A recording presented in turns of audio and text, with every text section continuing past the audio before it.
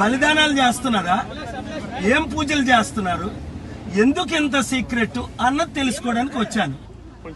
500 కోట్లు ఖర్చు పెట్టి క్యాంప్ ఆఫీస్ ని ఎందుకు ఇంత సీక్రెట్ గా ఏమైనా నరదానం జరుగుతుందా కేసీఆర్ అక్కడ చేసినట్టు?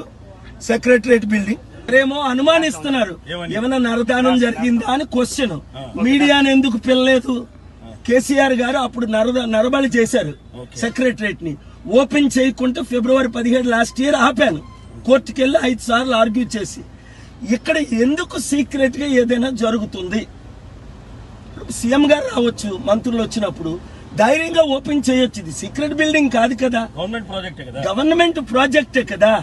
ఇదికొండి చెప్పలేను. చాలా అనుమానంగా ఉంది.